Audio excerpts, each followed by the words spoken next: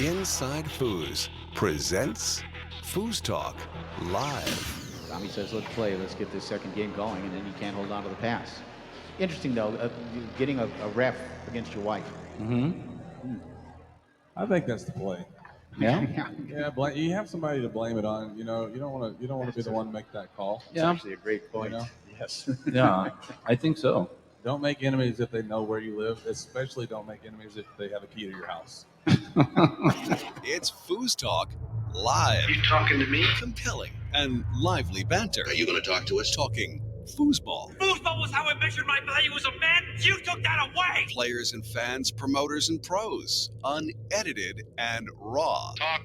Living in the moment. We have a lot of important things to talk about. All while practicing social distancing. Cool. We'll talk. No big whoop. Let's get this thing started. FoosTalk Live. It's the 2021 Colorado State Table Soccer Championships. FoosTalk Live joins the team at the DoubleTree Hotel, Thornton, Colorado for Inside Foos coverage highlights. Brought to you by InsideFoos.com, offering monthly subscriptions with access to some of the most exciting matches ever recorded, plus live tournaments, pre- and post-show analysis, interviews, and original programming. Sign up now at InsideFoos.com. Also brought to you by ProtectoFlex, the world's premier foosball safety accessory. Go to protecto-flex.com. Brought to you by Rodlock. Practice more, reach less. The best practice tool in foosball. Visit rod-lock.com. Brought to you by 518 Prints, one of the best printers of promotional items and foosball apparel. Visit 518prints.com. Brought to you by Foosballers, the movie. This Joe Hessling of Foosball documentary is now available as a worldwide download at foosballersthemovie.com. Also brought to you by the USTSO, helping to usher in a new era of competitive foosball. Become a member at usafoosball.com. And brought to you by Foosball Clubs USA, promoting foosball through school systems all over the United States. Make a donation today at foosballclubsusa.com. Hey, thanks for tuning into FoosTalk Live. Let's take a few minutes out to review some of the play-by-play at Colorado State this weekend, provided by Inside Foos. First, let's listen into a match called by Keith Glenn and Adam Gilson. This is definitely the first time I've heard the team call a match for Jim Stevens, who's actually playing. And welcome to Inside Foos' coverage of the 2021 Colorado State Foosball Championships. We are underway here in senior men's doubles action. My name is Keith Glenn. I am joined by the uncomparable. I'll take it. I was trying to think of the word for concession, but I don't. Anyway, Adam Gilson, thank you for joining me. Keith, it's a pleasure to be here as always, and it's a pleasure to be here watching this match here. Yeah, we're underway here. It is 3-2 in favor of the team on the left. That is Alan. Yeah, that's Alan Turner. Alan Turner, and who's the guy in the back? I've never heard of him. Yeah, Jim Stevens. Stevens. So Stevens in the back, and then on the right. That's Bob Barnett up front, and Brad Loreen from Rodlock fame at goal. And this is our senior men's doubles losers bracket for 5th, 6th. Goes with the left hook, just what the doctor ordered. Gets them back on defense, and they're going to switch back right away. 4-2 now. And these are the moments you look for, Keith. These little moments, these little momentum shifts. It could lead to a completely different narrative that you're trying to build. Get one block here, a shot there, make something of it. Oh, and Stevens, good defensive effort. Barnett's pass was off the mark.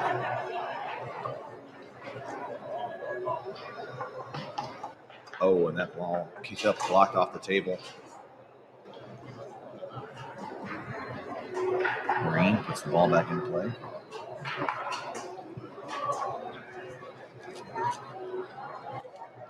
It was louder than I thought it was going to be. And Loreen finds Tin to put this one away, and just like that, in 3 games, Brad Loreen, Bob Barnett battle back to defeat and eliminate Alan Turner and Jim Stevens.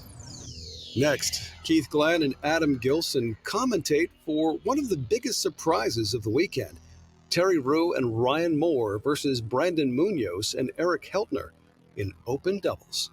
Yeah, coming in, I was thinking that the roles were a little more clearly defined for the team on the right, but they've been switching. Eric's been letting Brandon do all the passing and scoring, But defensively, when Ryan and Terry have started with the ball, Eric's gotten up front and done a good job so far on the 5. As Munoz takes more time than we have seen him, and he calls time out. And, Keith, that is a great example to everybody at home. Whenever I talk about, and we all talk about game plans and playing to your strengths, playing to your weaknesses, this was clearly the Munoz and Heltner's game plan, these defensive switches. And it's brilliant. I mean, that's your strength. Stick to it. And so far, it's obviously been very effective. And obviously, all 4 players on the table have taken shots out of the back. Eric's the only one that's found the back of the goal so far as he put away game number 3 with a big shot right down the middle as Munoz collects that rebound. As he comes back down the middle, it's 4-2 now. It is match ball for Brandon Munoz and Eric Holtner. As Moore comes through the lane, needs this ball. Walks, taking his time. And Holtner again equal to it. And he tries a bank and gets it. And in 4 games, Brandon Munoz and Eric Holtner defeat Ryan Moore and Terry Rue. We switch now to the Queen of the Ring finals featuring a future female superstar. Here we go. Second game underway. Noelia Arcos leading 1 game 10-0. The Queen of the Ring final. Not to be confused with the Queen of the Wing That's different. final Yeah. that Jim Stevens will be sponsoring next year. Yeah, I can't wait for that. Yeah, me too. You've been looking to take somebody under your wing for a while now.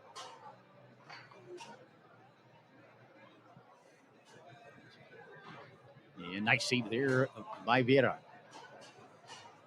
And Jim, I've been watching these matches, these handicap matches, and when you're playing to 6 and 7 or 8, and you have other players that you're playing against that don't have to get as many points, there's so much more real estate to cover.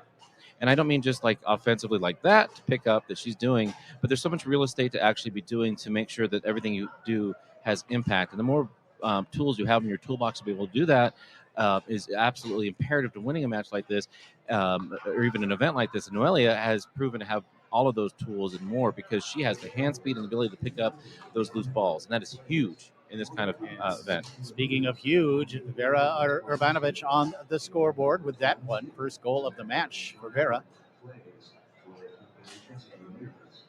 Noelia just keeps coming at you, though, and she is playing, of course, with great confidence, having had such success already this weekend, and that's continuing here. It's 2-1. The birth of a star, folks, here this weekend. She won women's singles as an expert player.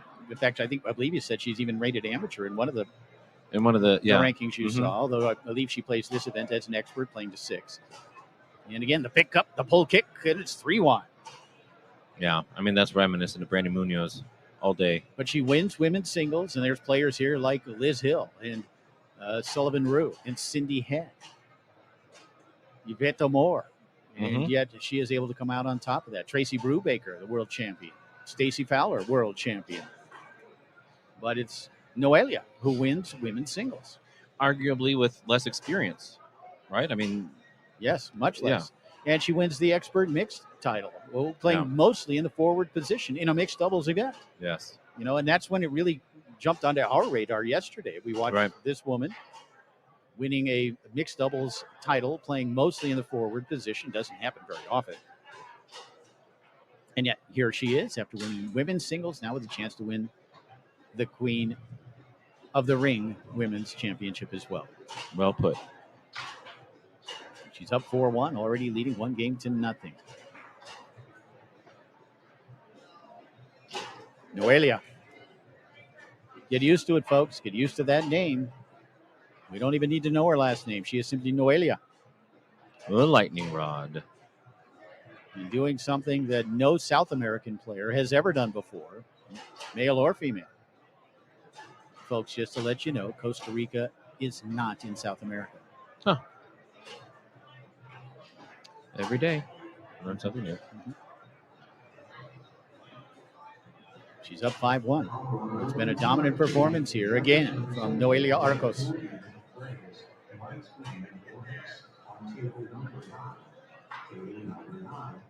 And it is championship point. And that's it. Oh. That's it. She's playing to 6. Noelia Arcos, ladies and gentlemen. Remember that name. Write it down. Etch it in your memory, because this is going to be one of the best lady players in the world. She adds the Queen of the Ring singles title to her women's singles title that she won earlier today. And who knows what else is to come this weekend for this great young player from the nation of Peru. Well, it sure is nice to hear Jim Stevens and Adam Gilson welcoming in a brand new queen of the ring. And we are live at FoosTalk Live, and we're connecting, well, digitally speaking, with Colorado State. Of course, Thornton, Colorado is the location at the Doubletree Hotel. And I understand, Jim, that you lost your voice yesterday. Jim Stevens, do you have your voice back yet? Yeah. Hi, Tom. Hi, everybody. We did find the voice. Yes, we did. The problem was that there was a King of the Ring and a Queen of the Ring final. And I like to do these Michael Buffer type of boxing introductions, right? And I really push it out there when I do them. And so afterwards, I felt it a little bit. And last night, the voice left for a little while. But I got up this morning. And after a bit of a slow start, the voice came back. Very nice. And so we're drinking herbal tea this morning just to try and ease the vocal cords a little bit. Yeah, of course. Herbal tea is always my beverage of choice. I had a feeling. I was thinking maybe a good Colorado IPA. I don't know, something like that. But not generally in the morning, not generally in the afternoon. But as evening comes, oftentimes, yes, we do enjoy an IPA from wherever they make good IPAs. And it's so nice to know that you're not there by yourself. I mean, this has been quite a weekend with the whole crew on hand with Inside Foos.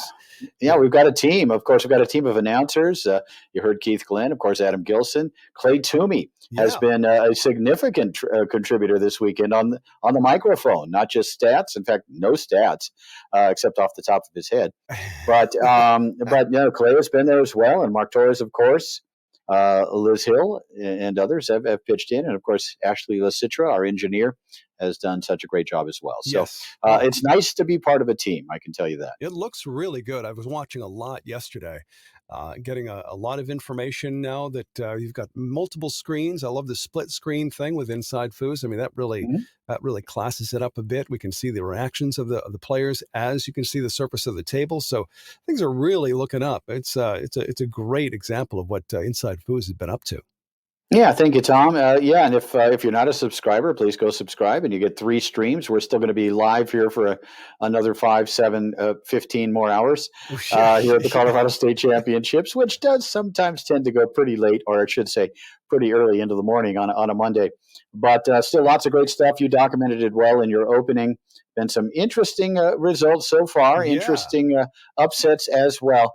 A couple of players to really look at. Brandon Munoz doing a tremendous job in open doubles. He and his partner are sitting third or better in open doubles, and he's also still in open singles as well. Wow. And, of course, Noelia Arcos, you mentioned her. It's been a distinctive Central and South America theme this weekend. Carlos Cespedes Martinez also winning the Gil Jackson Goalie War championship, and that was, I think, a check of $1,250 for first place. No kidding. Which is pretty cool. Yeah. And so it's been a great weekend. And Brandon Munoz, of course, playing with Eric Kiltner this weekend, and they're going to be playing Brandon Moreland and Trevor Park. In fact, it's up here, I think, shortly. I was in the winners bracket final. How about that? Yeah, no, I was open doubles. Rather surprised to see them take on Terry Rue and I mean Terry Rue and Ryan Moore. You'd think there's no way anybody could even get close. Well, no, and we know how good Brandon Munoz is and what kind of potential he has. And Eric Hiltner, a solid goalie.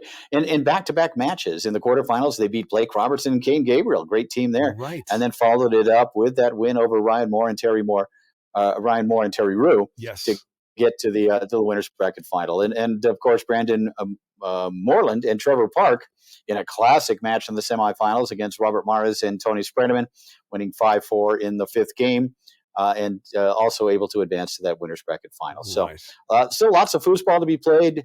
We just also watched a brilliantly played winners bracket final in open singles between Ryan Moore and Tony Spredeman. Yes. You take it for granted sometimes at how good these guys are. They are just so much better, really, than anyone else on the Tornado table. and they really put on a show in that winners bracket final with Tony coming out on top at the end. Nice. Well, it's maybe it's payback for for Worlds, I guess. Yeah, Right? you have to think that's a bit of a motivating factor for sure. And Adam, I know that Adam and I have covered some of these matches, still lots to go. But, Adam and Clay, the three of us working together, Mark Torres as well, have really been able to cover some great matches. Adam, you having a good time? I am. How am I sounding? Is this okay? I have two mic options. Is this? It sounds like a very nice bathroom, by the way. Mm-hmm. Thank you. Well, that's how it's I a Hilton. It is a Hilton. They have that's how I do my indoor. That's how I do my interviews in the bath. This has been Jim. I've been thinking about this since I woke up this morning. I've been trying to really figure out how, when we got to this moment, when you asked me that, because I knew you would, what was I going to say? And honestly, this has been just overwhelming. Of all the tournaments I've been to this year, doing this, even though I feel more experienced in being up in the booth and doing what it is that we do, there's been just it's like the tornado championships but on steroids. Like we were there at the tornado. You were there for much longer than me, but I mean, I was there for about 5-6 days. This is the last day, quote unquote, until it goes into the morning, obviously. But the level of competition, the density of that level of competition, and the history surrounding this event is so much that it's just hard to take in just the few short days that we're here. But I got to tell you, and by next Sunday's show, I'm going to have some thoughts, because this has been nothing short of amazing. Store it up and keep it for a rainy day, of course. But no, it's we want to hear all of your insights when it comes to, once this is all over with, what actually happened. It's kind of like watching something in slow motion, and then you kind of have to take it all in. Watching the matches last night and hearing the commentary today and some of the things, it's just even at a remote experience is pretty amazing. It is, and Jim and you again. Jim said you did a great job with the what you focused on in the intro, and Jim's been talking about it too, with the stories that we've been seeing with Brandon Munoz and what we've been seeing with the lightning rod, I like to call her, yes, some of the Arcos. But what we're also seeing is, I feel like Tony Sprademan reasserting his dominance, at least in singles. He got put out, and it was a kind of baby upset from Trevor Park and Brandon Moreland. It was 4-4 in the fifth. It could have gone in either way. The losers, not out yet, because I still anticipate that team coming back for sure. Yeah. Sure. Oh gosh, yeah. But kind of see him doing what he's doing, what he's always done, and doing it again, especially against after what happened at the Tornado Championships. It's been great to see. And today it's my favorite thing, as we always talk about. This is the junior events were today, and one of my favorite things when I came down, sat in the booth, it was around probably 1 or so. I'm looking over at table 7, and I see somebody holding a plywood makeshift box, and there's the second I see that, there's no other thing that's going to be used for except for some young up and coming kid with maybe dreams in his head that's going to be slapping the ball around playing a junior event. And my gosh, does that not warm my heart more than just anything else that we've seen this weekend? Love it. That's really cool. Now, I know there's always a very heavy focus on youth here at this event. Sandy Luares does such a great job here locally and regionally in supporting what Foosball Clubs USA is doing. And there certainly has been a very large presence of players. And my kids were here this weekend. My wife, Amy, and nice. The kids came down for a bit. They actually had a chance to play a little bit. Mostly they were playing upstairs with the other kids, but really has been a focus on that as well this weekend. That's great. I just had this flash of inspiration for Inside Foos for the future, perhaps putting together a junior team for the Inside Foos commentary. Yeah, no, that would be great. If we could find a couple of kids that were willing to give it a try, that'd be super. You start with Sullivan Rue. I mean, you could start with I don't know. There's Sullivan Rue is now a young woman, however, and so true. That's true. Maybe, but yet she has such a history in the youth events that she would add certainly a great perspective to it. No doubt. Well, anyway, that's just me thinking out loud. But so, guys, the other thing I have to say, when I watched the Hall of Fame ceremonies, wow, 16-minute speech from Rob Morris was just I came near tears. I have to say, I admit that. Oh, I did. Yeah, I did. You can't. I mean, the way that he told his story and the way that he brought the history of Colorado foosball, the way that he made homage to those that have left us, and the way that he made homage to those that were on that cup that he was being added to, Yes. and the fact that he showed him. And I talked to him about this afterwards. I went up to him and I said, I got to tell you, that's one of the all-time great accepted speeches I've ever heard. And he said he was worried he blew it because he got a little emotional. I'm like, dude, that is something that we all felt with you, man. And you cannot cover 30 something years plus of your life Right. and not inject some kind of emotion. You're not a robot. He might play like a robot, but he's not. Sure. You know. No, And it was a great speech. We have seen a lot of them, internationally, and of course in Vegas at the Hall of Fame Classic over the years. And this was certainly one of the best we had seen. And again, like you say, Adam, it's because of that raw emotion, honest, raw emotion about this that affected all of us so much. And I know it doesn't do it justice, but we are going to be repeating or replaying that very speech as we finish up here tonight. But that's just a little side bonus, and I just couldn't let it go. It's like this is fantastic. Yeah. We have to hold on to this. And how many times did that happen in a person's life, if ever? Right? Yeah. So very cool. So okay, so what's yet to come? What do we have left on the plate as far as big matches? Well, of course, open doubles, and now we're really down to it. Open doubles, open singles, both. We have decided who is going to be in the finals of open singles. That's Tony Spredeman. Everybody else will fight to play him. We're going to decide who will be in the finals in open doubles, and it's going to be either Brandon Moreland and Trevor Park or Brandon Munoz and Eric Hiltner. One of those teams will be in the open doubles final. And meanwhile, on the losers side of the bracket in open doubles, it's a monster losers side. In fact, just a recent result here: Ryan Moore and Terry Rue have beaten Robert Hayes and Brad Loreen in a match for fourth place or better. Nice finish there from Hayes out of Oregon and Brad Loreen out of the state of Oregon as well. Kidding. Nice finish for them. And on the other side, here's a battle coming up here shortly. Blake Robertson and Kane Gabriel against Tony Spredeman and Robert Mares, with a winner of that one facing Moore and Rue for third. So one of those two teams, either Ryan Moore and Terry Rue or Tony Spredeman and Robert Mares or Blake Robertson and Kane Gabriel are going to finish fourth. And that's really a testament to how strong the field is here at this event. What exactly is the total for number of players this week? Do you guys know? Better than 420, better than 420 players, a record certainly for this event. Wow.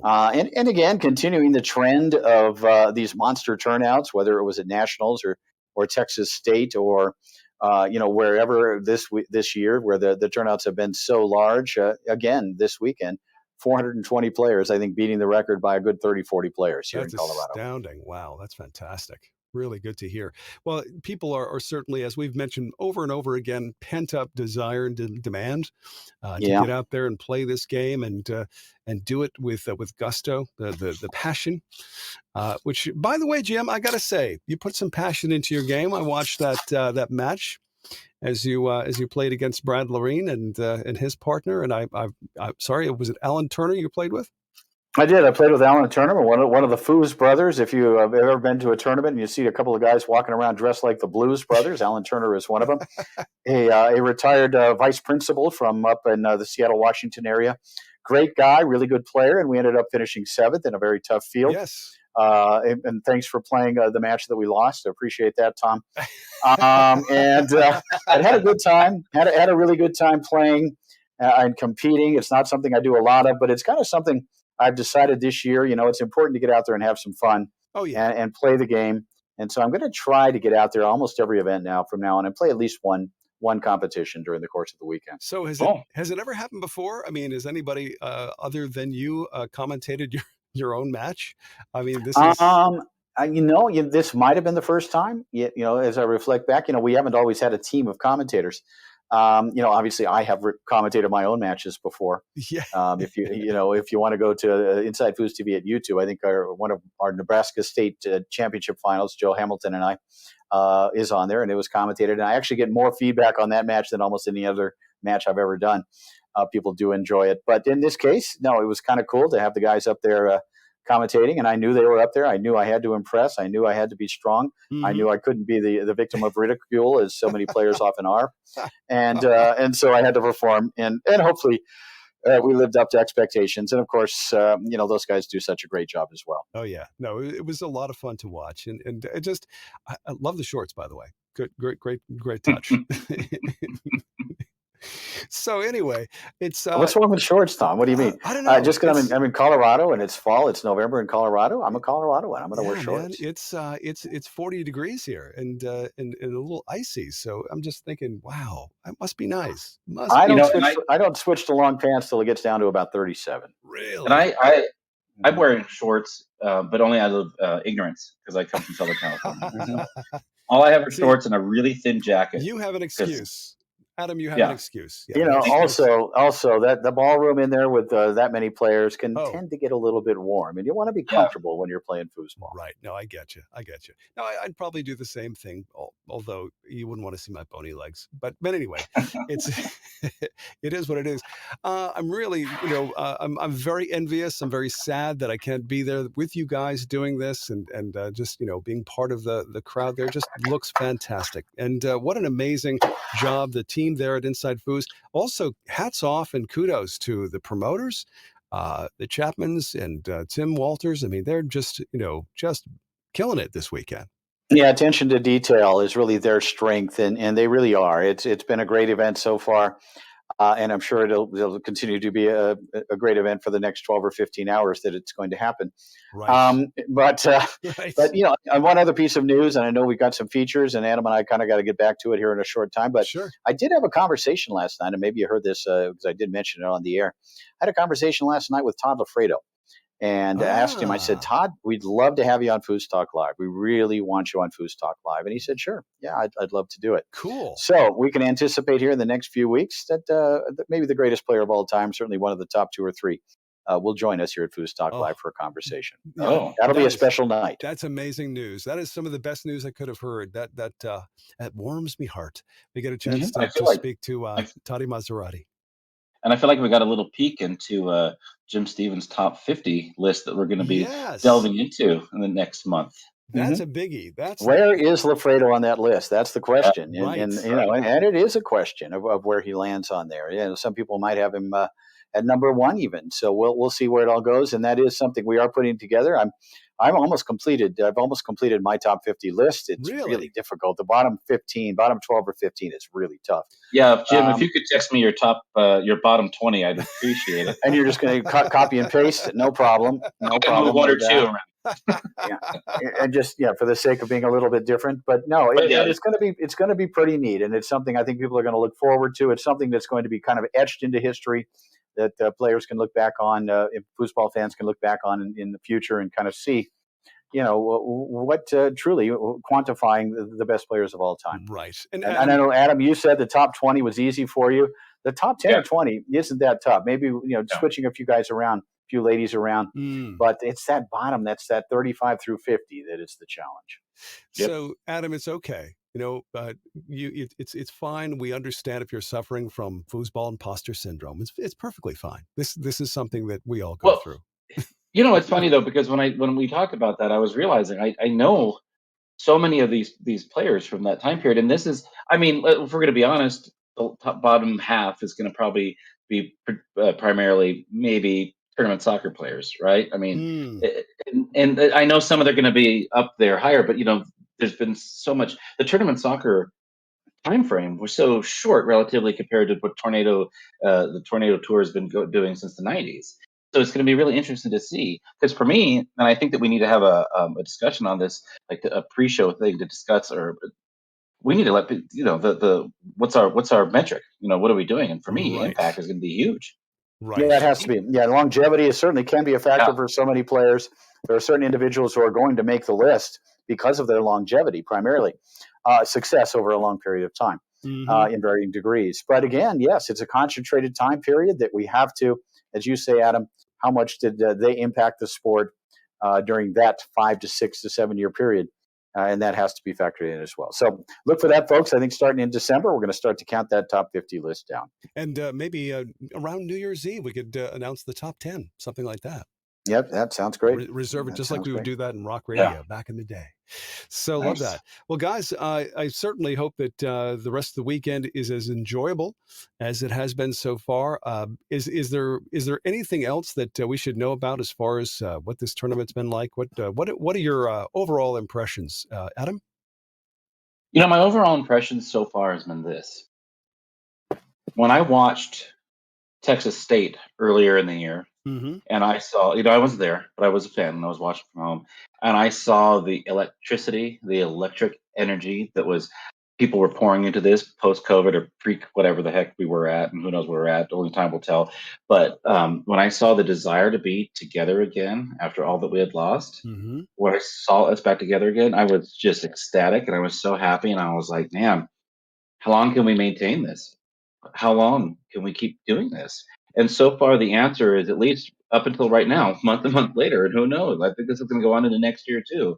So my biggest takeaway, regardless of all the little side stories, which is so much fun and so exciting, the lightning rods and the Munozes and just all that, Mm-hmm.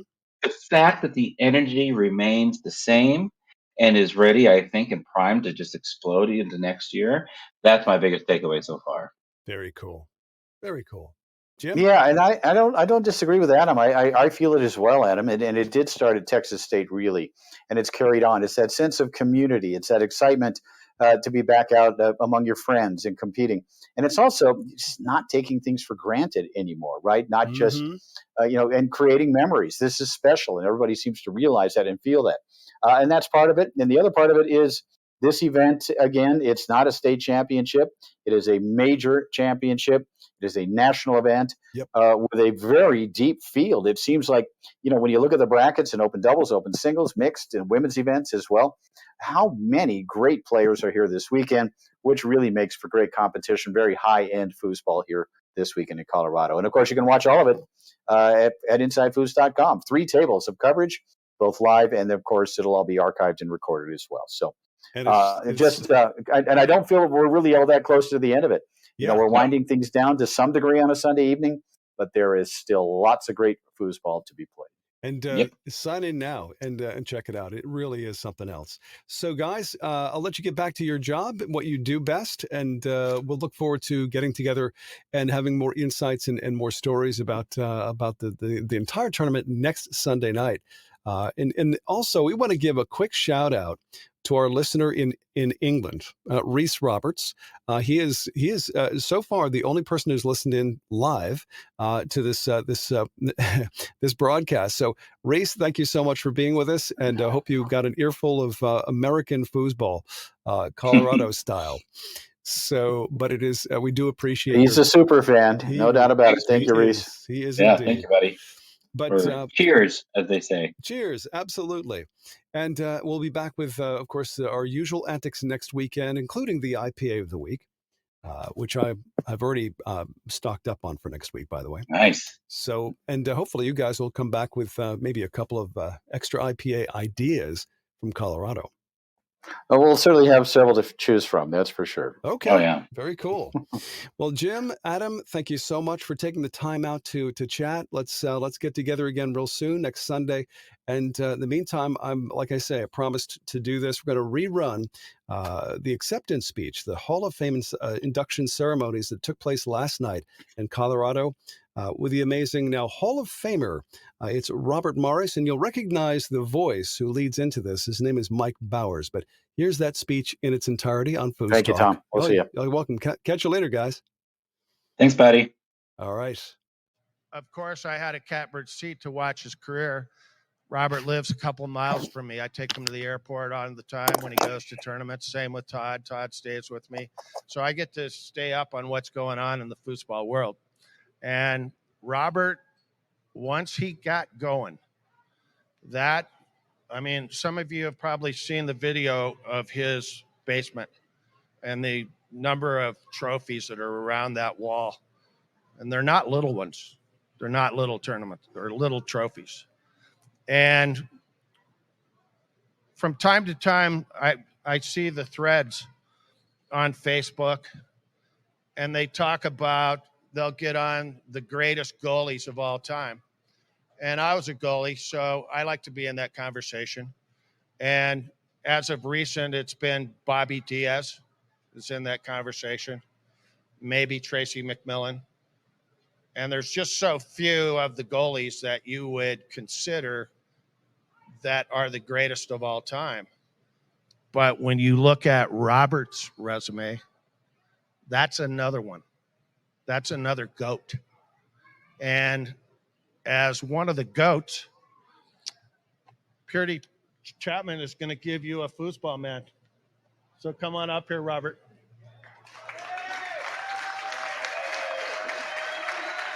I appreciate that. Congrats. Thanks, Mikey. Doing the coat now? We do the coat? Oh, thanks, Jim. Here, let me take this one off. Wow. Woo. How's that not the sweetest coat ever? Woo. Thanks, Chief, for the intro. I didn't know you felt that way about me. I appreciate sharing your feelings in front of us all. Seriously, Bow, thank you. Big thank you to Tommy and Sherry Chapman and the big baller, Tim Walters, for throwing such an awesome event. And all the staff, like she said, the staff, you can't say enough. Thanks for putting up with us. Jim Stevens, thank you. Great to see you here, and all your crew. You make everything complete. Special shout out to Clay Toomey of your crew for writing my article in the brochure. Thank you, Clay, for that. I appreciate it. I want to thank the Colorado Hall of Fame committee for voting for me, considering me worthy of such an awesome award. Yeah, so I'm pretty stoked. I definitely have some VIPs I need to thank, some of whom without I would not even be here. Starting with my beautiful wife, Victoria, of 25 years, and her undying love and support. My biggest fan. Love you, honey. Talk about wouldn't be here without. I want to thank my mom, the madre, my mod. She's right over here. She's really shy. Everybody take a look at her. Hi, Mod. Love you, Mod. If you know her, you love her. She's a sweetie. Seriously, though, my list of VIPs are people that either helped me in some way, took me under their wing, or influenced me. And the list goes, Randy Stark, the first world champion I ever met, major influence on me. Big Terry Moore, Mike Bowers, Todd Lafredo, Tom Spear, Don Shalafo, Steve Murray, Jeep, Greg Perry, ditto, Mark Rednecki, Kevin Everson, Billy Sumption, may you rest in peace. And while we're mentioning VIPs, I want to give it up for the troops, anyone that's ever served to help us live in a world where we can play foosball all our lives. And that is a free world to me. So on this close to Veterans Day, give it up. My VIPs, I wouldn't be here without. A lot of you know I grew up in Arizona. Other than a trip to the Four Corners, I've really never been to Colorado until my first time here, 1990 U.S. Open. Who remembers that? Was that on Peoria and I-70? Used to be a Hilton. And you'd always hear about the great players from Colorado. And, you know, coming here for the first time, it's just awesome. And, you know, like they say, I toured with Terry in 93, zigzagging around the country in his van. There was a strong Colorado connection there because Terry and Todd were partners at that time. So we would come and stay at Todd's house a lot. And they would have like private practices. So the tournament would be at Pinky's. So they would go to Gators and we weren't like allowed to go watch them practice, you know? And so it was cool. So like Gary Edgeworth and Council would come get me and we would go play the tournament, you know? So I became part of the scene with all these visits to Colorado early. And a lot of people already mentioned Dave and Gary. Of course, Scotty and Todd and Trevino and all them were playing, but I made a lot of early friends before I ever moved here that are worth mentioning. And some of those people are Joe Levstick, Steve Rendon, Cheesy, Dan Barber, Shelly Langley, Mike Rush, Chris Lopez, Mike Salazar, and Moose, James Pastroni. So the scene was killer even back then. And became pretty apparent pretty quick that there was something in the water in Colorado. Everybody here was just killer, and the history of it and everything. So when me and Vicky moved at the end of 93 after touring with Terry, we moved to Colorado. And it was because of the foosball. There was no secret about that. So I came here as a starry-eyed young man looking for foos greatness in Colorado. And Colorado did not disappoint. Just, super awesome, really good people, great scene, jumped right into it. I was very fortunate to make an impression on Tom Spear early on, and he took me under his wing. And we played 94 and 95 Worlds together. This is the first 2 years I lived up here. And part of the agreement was I had to do whatever Tom said to train. Anything he said, I had to do. And I agreed. And so he had me doing these crazy training sessions, and I had to be at certain places and practicing and everything. And we went to Kevin Everson's condo in Steamboat and just isolated. And it was just us in the room with a table driving each other crazy. I know we drove Kevin crazy for sure. But we got fifth both years in doubles at the Worlds, which I was ecstatic about. And Tom won singles. That was 94.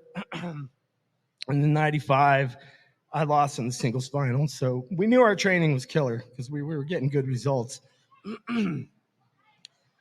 This kind of stuff is what laid the foundation for my Foos career, with the Colorado, the whole scene. And it's always had a great local scene, and not just back then. It's been forever. And if you think of the history of foosball in Colorado, of course, we had the first World Championships here. Then Bowers right away opened Doc's Foos Hall, legendary place. It's where Todd walked in and all that. You got the Lamplighter, Gators, I already mentioned Pinkies, the Break Room, X Saloon, and now we're at the Mirage. We always seem to find killer spots to support us. And it's important because you really can't do this alone. You need a good scene, good support, and Colorado has that. One thing you can't do alone is win a doubles tournament. So I want to thank some of my doubles partners, starting with Tony Spreadman. Thanks, buddy. Keeping me in the game. Big Terry Moore. Thanks, T. I hope you're watching. Tommy Atkinson, my brother. Terry Rue, you're my bro. You know that. Ryan Moore. I know we haven't played in a while, but it was good. All the Team USA guys, actually, Adrian, Tom Yor, T-Mac, all you guys, good times. It really, Warren, just fills my heart thinking of all the friends I've made. Obviously, look at me. And, they're not all from Colorado. I had a different version of this where I started listing like half the room, so couldn't do that. It was just going to be too much. So I like to thank you guys. You know who you are. I've got too many friends to list, and I'm a lucky man. There are some people I don't want to forget, and there's some people that are not with us anymore. And hopefully I can keep it together during this part. We've already mentioned some of them, but they're going to get mentioned again. Maury Pape, Ron Nelson, Rob Skolnick, Bear, Scott Jensen, Rip and Rick Reese, Bops, Chuck Hobbs, Bob's Hobbs, that was. Big City, Dan Watkins, Tandy Bastillos, Tracy Hill, Roger Ament, Tina Roton, Gil Jackson, and Brett and Blaine Chapman. May they rest in peace. Yeah, I like to think we celebrate their love of foosball in their lives when we play. So, RIP to them.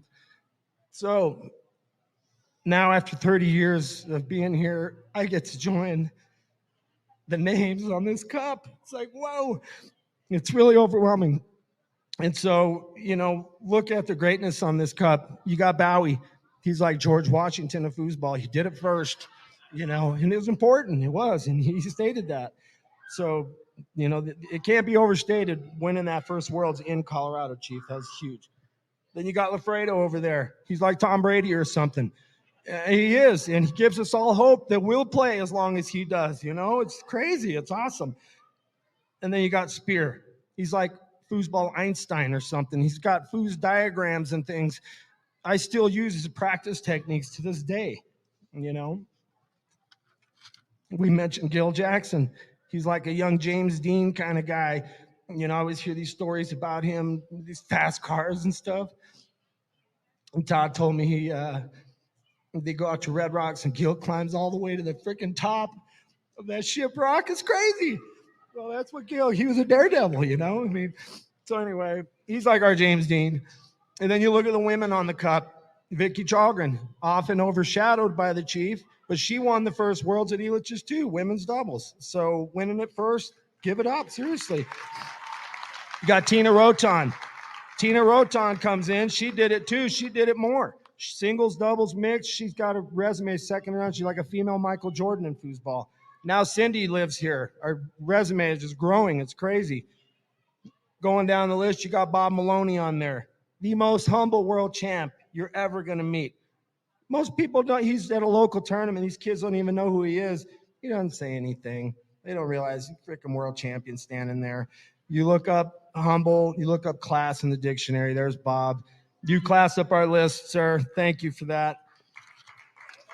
Okay. Go down the list. You see Mark Rudnicki on there. Mark, thank you for teaching me how to fight on the table, dude. You play this guy, you say ready. You hear there was a second, ready. And you're just like, holy crap. I mean, this guy, and he fights, man. He gets down when he plays. And after that big old Rudnicki smile, where's he at? You know what I mean. You all know. Love that. And he leads by example. And I thank you for that, Mark. Seriously. No doubt. Congratulations to the inductees tonight. Larry, you know, my main interaction with Larry, and he was a good player. I remember him playing and stuff, but my main thing with Larry was that ITSF early experience, and he facilitated it all. He really showed me what was even going on, helped us with everything. Obviously, a guy like that classes up this group a lot. If I'm not mistaken, Larry had or has an office in the friggin' Pentagon. Are you kidding me right now? Seriously, we cover a wide range as a group. We really do. Kathy Warman, congratulations to you out there. She was Tornado for a while, you guys. There used to be a thing called the Tornado Hotline, like in the FoosTalks and stuff. Do you remember that? And if you called that, it was her house. She answered that thing, man. Could you imagine that? So, yeah, she was great. I remember the first time coming here, Todd and everybody's like, we're going to go to Kathy Warman's. We're going to Kathy Warman's. And I didn't know who she was. And I'm this long-haired kid, and I'm thinking, I don't know if she's even going to like me or whatever. She was so cool. She was like a mom type. She made us all dinner. We all went swimming. She traveled with me to my first time going to Atlanta and stuff. Kathy, I'm really glad you got a worthy recognition there. And then I get to get inducted with my buddy Scotty. Best bros for so long. Won my first major doubles with Scotty. It was also a Masters. It was 95 open doubles at the Masters, and he knew we could do it before I did. He had so much confidence in me and us, and he helped me go to some of my first tournaments when I came up here because I didn't have any dough and just was getting on my feet. And we ended up winning a couple of nationals together. We almost won the Worlds twice, narrowly not. But talk about a loyal friend. And I remember moving one time, and Scotty was going to come and help me move, and he had gone out and partied the night before. But there he was that next morning, throwing up in the bushes, still carrying the heaviest stuff. And he did. He was there, man. Scotty has offered to fight people for me before. I mean, what kind of friend is that? Who does that? And I've never even seen him fight. I know he's whatever, but I'm just saying, you know, come on. If you lend him a shirt, you're not going to get it back, though. You know, but that's all right, man. You know, that's my buddy right there, man. Congratulations, Scotty. Seriously. Good for you. So I'm glad I got it back together. Thanks for hanging with me. I love you guys. And I am going to ask you to give it up one more time. Not for me, but for the greatness that is all around you. The greatness that is Colorado Foosball. Give it up. Give it up.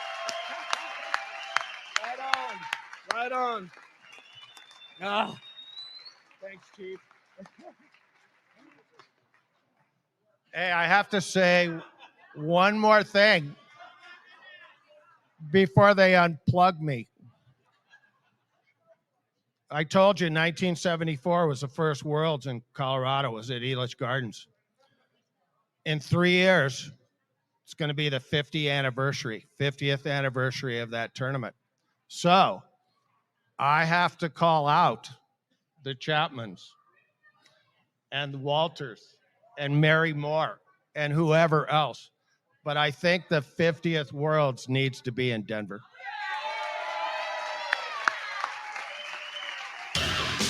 FoosTalk Live is a product of Inside Foos, all rights reserved. Brought to you in part by InsideFoos.com, Protectoflex, Rodlock, 518 Prince, Foosballers the Movie, the USTSO, and Foosball Clubs USA.